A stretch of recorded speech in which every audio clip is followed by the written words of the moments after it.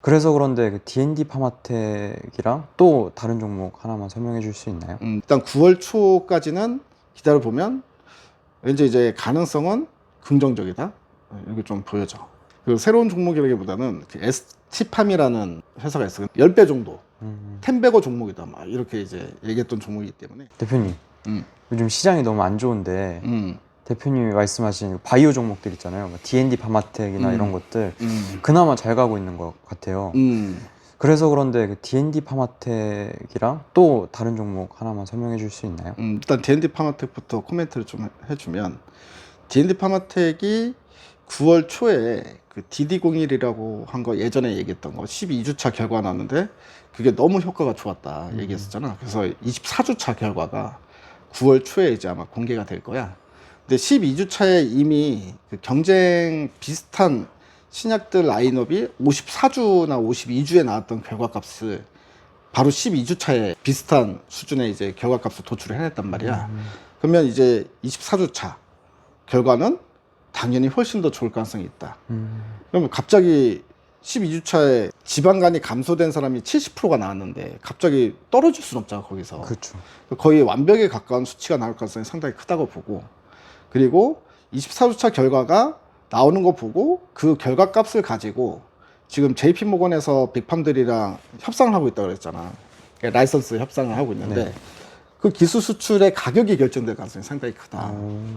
당연히 너도 나도 이제 사가겠다라고 줄을 설 것 같고, 지금 안 그래도 그 비만약 시장 같은 경우에 빅팜들이 지금 문제가 많이 발생됐어. 왜냐면 이 비만약 시장이 상당히 큰 시장인데 이미 미국에서만 100조 넘는 시장이 형성이 돼 있는데, 뭐 전 세계에 또 아니고 미국에서만. 근데도 지금 파이프라인을 못 갖고 있는 빅팜들이 꽤 많단 말이야. 네. 그러니까 이들이 지금 눈을 씻고 찾고 있어. 그러니까 본인들도 자체 임상 개발도 하고 있고. 근데 자체 임상 개발하다가 효과가 안 나오니까 임상을 중단한 업체들도 있단 말이지.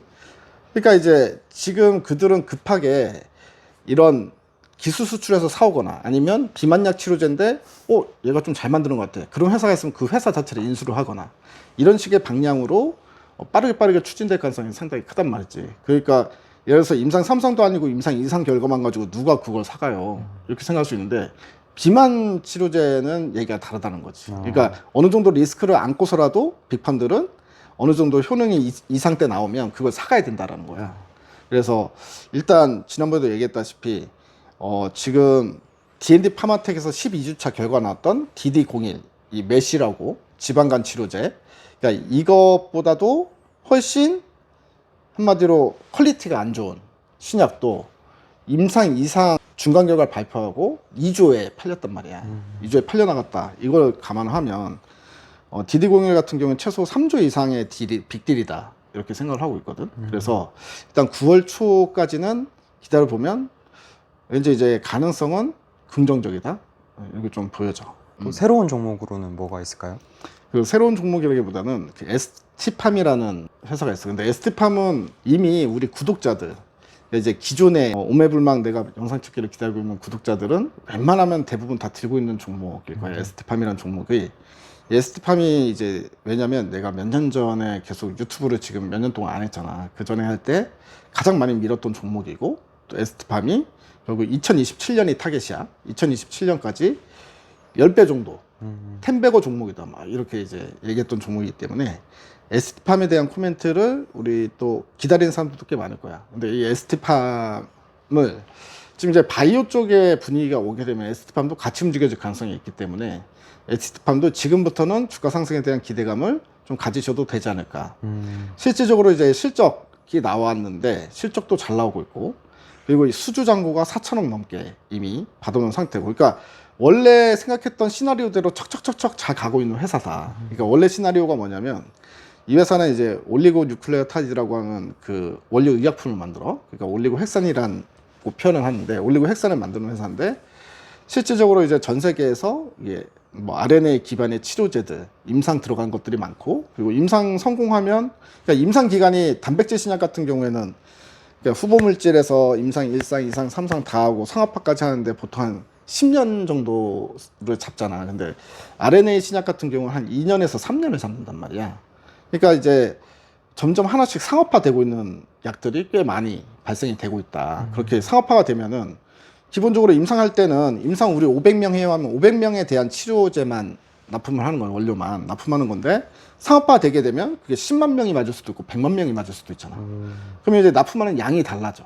물론 단가는 좀 싸지긴 하겠지. 대량으로 나가니까.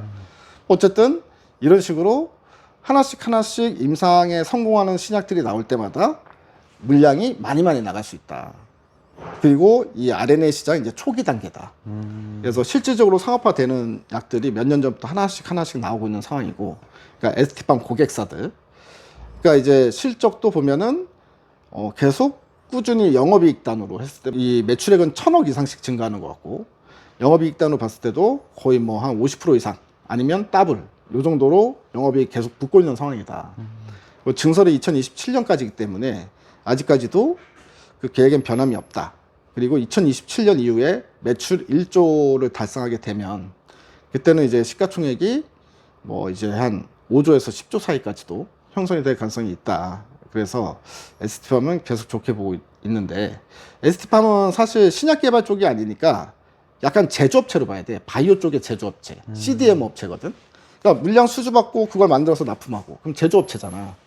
제조업체를 봐야 되기 때문에 아주 폭발력 있는 그런 주가 상승 이런 거를 바라기보다는 안정적이게 중장기로 들고 가는 용으로 가장 좋다. 그러니까 D&D 파마텍은 폭발력이 있을 거야. 좋은 호재성 소식이 나오면 그 지금 고점인데도 불구하고 상한가 나온 날도 있을 수 있고. 그런데 ST팜은 그냥 차근차근히 이렇게 단계별로 올라가는 방식. 그러니까 이제 제조업체 주가가 올라가는 방식으로 올라갈 가능성이 크다라는 관점에서 보는 게 좋을 것 같아. 그리고 또 최근에 코로나가 또 확산되고 있다는 소식이 또 나왔어. 맞아요. 근데 이게 해외에서 좀 돌다가 최근에 이제 국내까지도 제주도에서 엄청 많이 일단 환자가 많이 발생된 거라고 내가 뉴스를 봤고, 그리고 또 다시 국내에 또다시 이제 코로나가 다시 한번 기승을 부리면 이제 시즌별로 한 번씩 코로나가 올 것 같아. 옛날 독감이 오듯이. 이제는 코로나가 완전히 없어지긴 힘들고 우리 일상생활이랑 정착되는 방식으로 갈 것 같은데, 그렇게 되면 또 코로나가 또 기승을 부리면 또 실질적인 호재성 기업이 또 ST팜이 될 수 있다. 그러니까 그런 것도 좋을 것 같고, 그리고 얘네가 또 마찬가지로 그 D&D 파마텍처럼 그 자기네가 임상해서 임상 끝까지 보는 게 아니라 좋은 결과값 나오면 라이선스 아웃 하려고 자체 개발하고 있는 것도 있어. 에이즈 신약 개발하고 있는데, 그게 이제 임상 1상은 결과값이 잘 나왔고 임상 2상 들어가거든. 근데 임상 2상에 관련된 또 결과 10월 달에 또 볼 수 있다고 하니까 중간 결과. 이벤트는 계속 있네요. 이벤트는 있고, 또 그거는 사실 어차피 ST팜은 아까 말했다시피 CDMO 기업이기 때문에 그런 임상에 대해서는 기대를 크게 안 했는데, 만약 그것도 만약에 좋은 값 받고 판다면 그거 자체는 이제 이벤트성 주가 상승이 될 수 있겠지. 그러니까 이제 그런 것도, 근데 그거 잘 안 된다고 해서 주가가 떨어질 이유도 없어. 뭐 돈을 많이 들여서 임상을 하고 있는 것도 아니고. 그렇기 때문에 뭐 안 된다고 해서 그거에 대한 애초에 회사의 비중이 엄청 작기 때문에 그거에 대해서 큰 이슈는 없는데, 만약에 그게 어딘가에 팔린다. 근데 어느 정도 돈 받고 팔린다 하면은 또 그거 자체는 주가의 보너스가 될 수 있다. 이렇게 생각하고 있습니다. 네, 감사합니다.